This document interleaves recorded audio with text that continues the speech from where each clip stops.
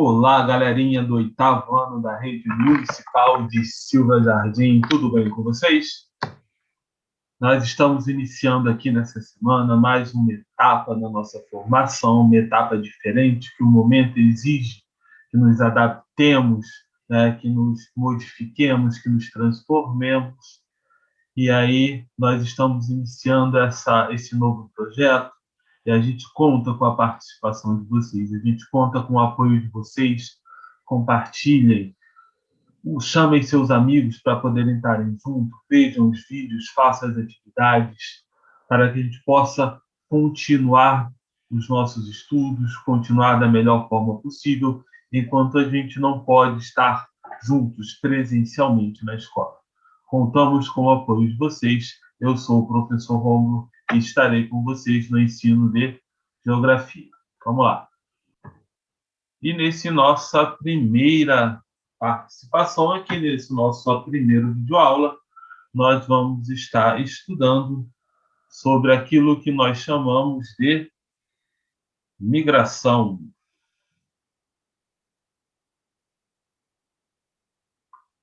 Mas, afinal, o que é migração? Não é? Vocês já devem ter visto, tanto no passado, como vocês já devem ter visto em alguma das outras atividades, que migração é um movimento de pessoas pelo território ou entre territórios diferentes. Então, você pode se movimentar dentro do território do seu país, dentro do seu próprio território, ou entre territórios diferentes. Você sai daqui do Silva Jardim e vai em direção a outro país, Estados Unidos, ou algum outro país da Europa, Canadá. Eita, fugiu agora o nome dos países, mas faz parte, né?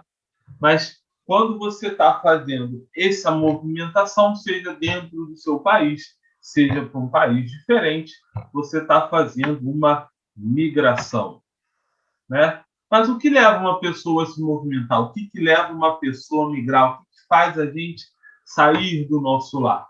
Então, nesse sentido, a gente pode falar de dois tipos de migração.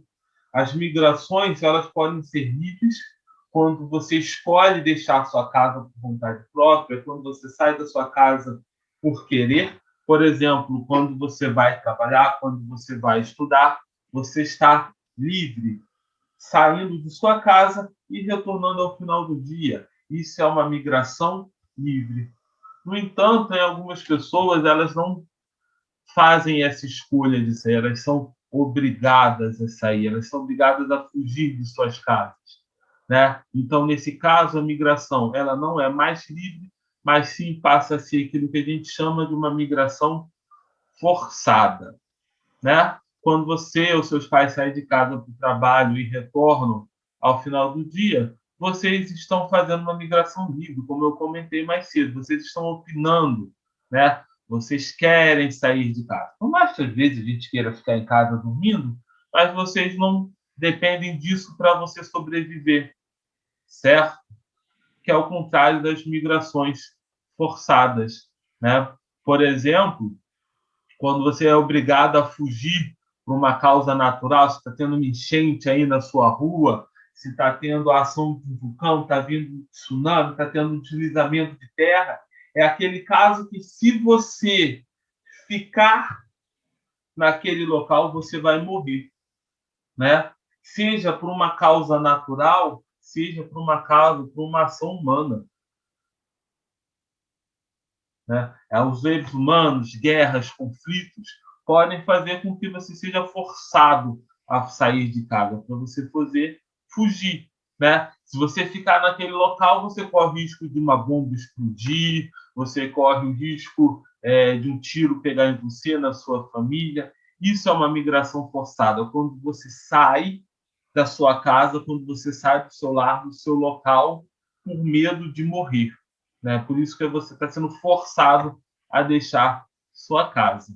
E aí nós temos o caso dos refugiados sírios, né, na guerra da Síria, uma guerra que está acontecendo lá na região do Oriente Médio, onde milhões e milhões, milhares de milhões de pessoas estão deixando as suas casas, estão fugindo dos conflitos para não morrer, né? Quando ocorre essa migração forçada, as pessoas, elas são chamadas de refugiados. Então, refugiados são todas aquelas pessoas que estão fugindo porque se ficarem no seu local, elas vão morrer, certo? Então, esse aí são uma representação dos refugiados da Síria, ok?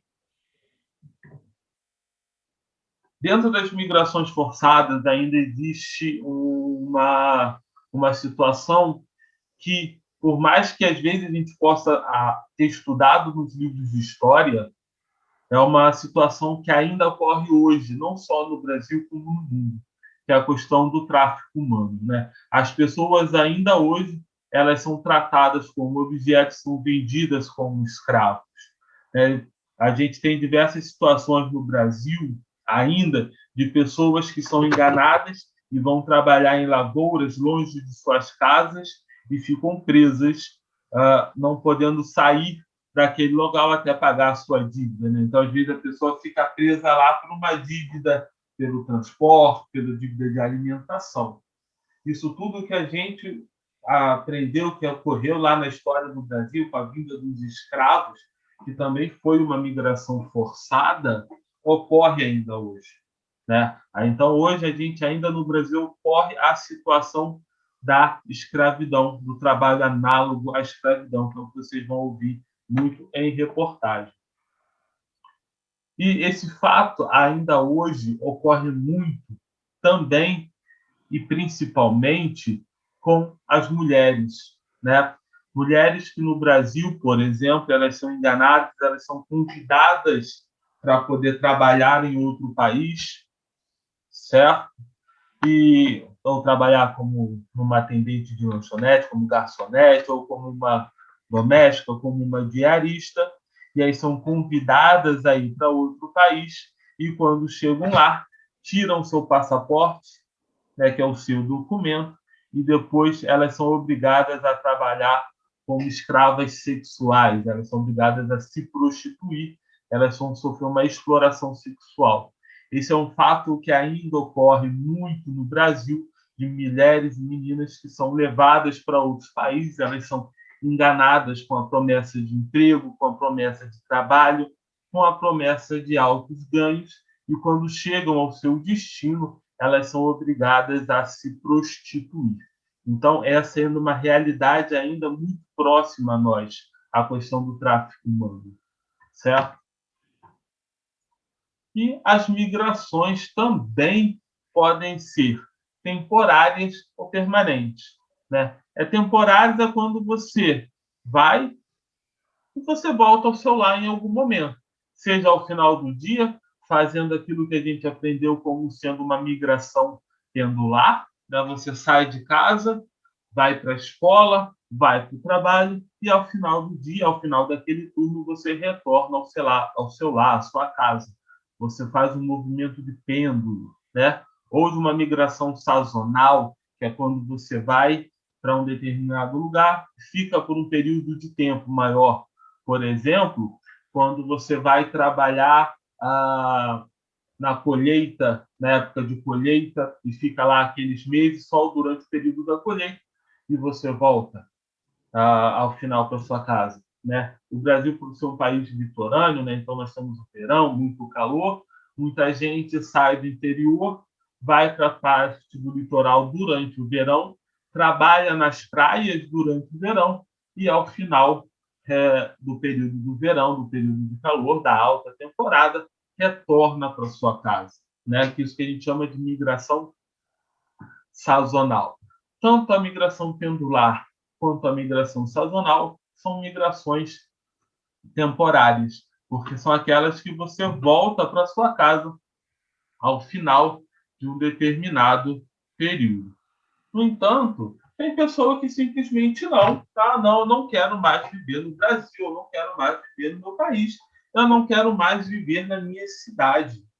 Então, eu vou embora permanentemente. Você pega a sua mala e cuia e você simplesmente vai e não retorna. Isso é o que é chamado de migração permanente. Mas o que leva uma pessoa a migrar, né? Mas o que faz você deixar a sua casa, né? E aí a gente vai ter inúmeros fatores, né? Sejam eles fatores naturais, sejam eles fatores causados pelos seres humanos. Então, você tem fatores como enchentes, como as guerras, como tsunamis, como secas, que já ocorreram no sertão nordestino, por exemplo. Então, os locais que ocorre esse tipo de coisa é aquilo que a gente chama de áreas de expulsão, porque são áreas que vão expulsar as pessoas daquele local, são áreas que vão fazer com que as pessoas queiram sair, queiram deixar. E, ao contrário, né, existem áreas que oferecem maior facilidade, maior conforto, maior segurança para as pessoas. Então, você pode falar que são áreas que são mais agradáveis, onde você tem uma maior oferta de empregos, você tem maiores salários, você tem condição melhor de vida, certo? Então, essas áreas que têm essas condições mais agradáveis, que são áreas com melhores condições, são aquilo que a gente chama de áreas de atração. Por quê? Porque elas atraem as pessoas para o seu local, certo? Geralmente a gente pode falar que as pessoas elas costumam sair dos países menos desenvolvidos em direção aos países mais desenvolvidos, certo? Então, você sai do local que, teoricamente, é um local mais pobre para um local que, teoricamente, é um local mais chique, certo? Então, o caminho básico é das áreas menos desenvolvidas para as áreas mais desenvolvidas. Lembrem que eu falei quando a gente estava estudando, né, quando a gente observou lá o mapa da densidade demográfica do Brasil, né? Se vocês lembrarem do mapa de densidade demográfica do Brasil, a gente vai observar que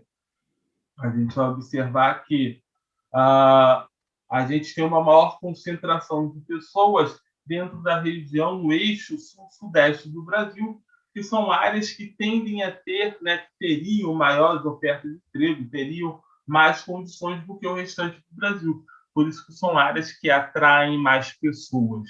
Por isso que também são as áreas mais cheias do nosso país, né? Então, falando não só no caso brasileiro, mas observando no continente americano como um todo, a gente observa um grande fluxo migratório em direção à América do Norte, né? Os dois países mais desenvolvidos do nosso continente, Estados Unidos e Canadá, eles tendem a atrair diversas pessoas para o seu interior, né? Então, você tem um grande fluxo migratório de pessoas saindo de diferentes regiões em direção aos Estados Unidos e ao Canadá. Aquilo que eu estava falando mais um pouco, se a gente observar o mapa de densidade demográfica brasileiro, a gente vai observar que existe uma grande concentração de pessoas no eixo sul-sudeste do Brasil, justamente porque serviu o foco de atração, certo? De pessoas de outras regiões em direção a esse eixo, que é o eixo mais rico do Brasil, o eixo mais rico do país. Em se tratando de continente americano como um todo, a gente tem um fluxo grande de pessoas em direção aos Estados Unidos e ao Canadá, né? E não é à toa que assim a gente pode observar esse exemplo, e aí já finalizando o nosso encontro de hoje, a nossa aula, essa nossa primeira videoaula, a gente pode observar essa situação, né? A tentativa de mitigar, a tentativa de frear essa entrada de pessoa nos Estados Unidos, por exemplo. Nós tivemos recentemente a ação do presidente dos Estados Unidos, o ex-presidente, no caso agora, Donald Trump, na construção de um muro para tentar, ao máximo, evitar a entrada de imigrantes ilegais a partir do México. Então, ele tentou criar, né, ele fez um muro separando os Estados Unidos e México, justamente para poder impedir a passagem de imigrantes ilegais saindo dos Estados Unidos, do México, em direção aos Estados Unidos. Então, para tentar frear essa passagem, para tentar impedir essa migração, os Estados Unidos, com o então presidente Donald Trump, vai fazer a criação desse muro justamente para poder impedir essa migração. Espero que vocês tenham compreendido, pessoal. Novamente, abracem esse projeto, compartilhem, fiquem com a gente, chamem seus amigos para ver, façam as atividades, contem com a gente no que precisar. Ok? Se puderem, fiquem em casa e usem máscara. Obrigado!